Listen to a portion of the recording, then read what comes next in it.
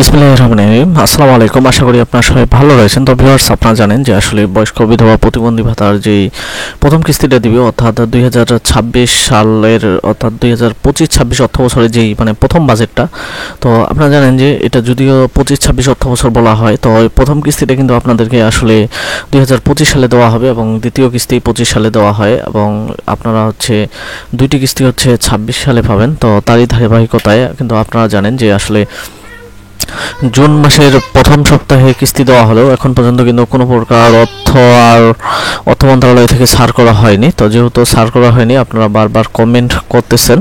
তো বিষয়টা হলো যে আপনারা জানেন যে আসলে আপনাদের যে কোনো মনে করেন যে বয়স্ক বিধবা প্রতিবন্ধী ভাতা অর্থাৎ সোশ্যাল নেট সেফটি পেমেন্টের টাকাগুলো, এগুলো আসলে লাস্ট 90 দিন পর আপনাদেরকে দেওয়া হয়। কিন্তু আসলে এবারে মনে করেন যে রমজান ঈদ এবং কোরবানির ঈদের কারণে কিছু কিছু টাকা আপনাদেরকে 60 থেকে 65 অথবা 75 দিনের মধ্যে ছাড় করা হয়েছিল। তো এখন কিন্তু আপনাদের যে প্রথম কিস্তির টাকাটা রয়েছে, তো যার কারণে আপনাদের মোট 120 দিন পরে কিন্তু এবার আপনারা 25-26 অর্থ বছরের যে টাকাটা রয়েছে এটা কিন্তু সমাজ কল্যাণ মন্ত্রণালয় অর্থ মন্ত্রণালয় থেকে ছাড় করবে। অর্থাৎ আপনাদেরকে মনে করেন যে আগস্ট সেপ্টেম্বর মাসের আপনার মনে করেন যে 24 থেকে 30 তারিখের মধ্যে হয়তো আপনাদের টাকাগুলো ছাড় হয়ে যাবে প্রথম কিস্তির টাকাটা। তবে এখানে মূল কথা হলো যে আসলে যেটা মা ও শিশু সহায়তার আওতায় রয়েছে, তো মা ও শিশু সহায়তা কর্মসূচির আওতায় যে টাকাটা দেওয়া হয়, তো এটা এখন বৃদ্ধি করে প্রতি মাসে 850 টাকা করে দেওয়া হবে। আর এটাকে এখন গর্ভবতী ভাতা মনে করেন যে হিসেবে সবাই চিনেন।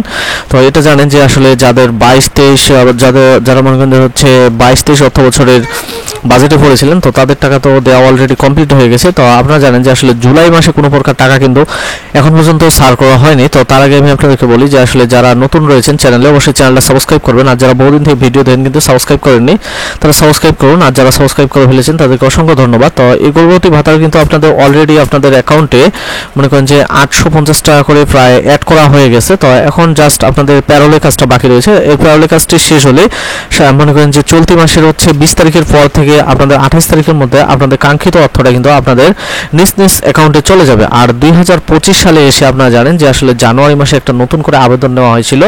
তো এই আবেদনটা কিন্তু আপনাদেরকে সিটিএম এর মাধ্যমে নেওয়া হয়েছে। তো যেহেতু সিটিএম এর মাধ্যমে আবেদনটা নেওয়া হয়েছে, তো সিটিএম এ যাদেরকে অ্যাড করা হয়েছিল তারা কিন্তু আপনাদের জুন মাসে আপনারা কিন্তু টাকা পাননি। তবে যারা 23-24 অর্থ বছরে যারা মনে করেন যে অ্যাড করা হয়েছিল, যাদেরকে আপনাদের ইএফটি এবং আপনার এমআইএস এর মাধ্যমে, তো তাদের কিন্তু টাকাগুলো ছাড় করা হয়েছে। যেরকম আপনাদের প্রতিবন্ধী ভাতাটা, এটা কিন্তু মোট মনে করেন যে আপনারা 10,000-এর উপর টাকা পেয়ে গেছেন। তো যারা 25 সালে আবেদন করলেন, তো এই আবেদনের টাকাগুলো আপনাদের কি অবস্থা হবে? আসলে যারা 25 সালে আবেদন করেছেন তাদের একটা সুখবর হচ্ছে যে আপনাদেরকে সিটিএম এ কিন্তু আপনাদের আবেদনটা নেওয়া হয়েছিল। তো সিটিএম এমন একটা সিস্টেম যে আবেদন করার সাথে সাথে সেখানে আপনারা অ্যাড হয়ে গেছেন।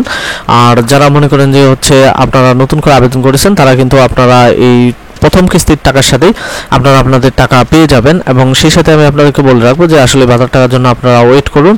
আর কারোর সাথে পিনকোড ওটিপি কোড শেয়ার করবেন না। সেই সাথে যারা চ্যানেলটা এখন পর্যন্ত সাবস্ক্রাইব করেনি তারা সাবস্ক্রাইব করে পাশে থাকা বেল আইকনটি বাজিয়ে রাখবেন। ভিডিওতে একটা লাইক করবেন, কোথাও বুঝতে সমস্যা হলে কমেন্ট করবেন এবং ফেসবুক, ইমো, হোয়াটসঅ্যাপে যথেষ্ট পরিমাণে শেয়ার করবেন।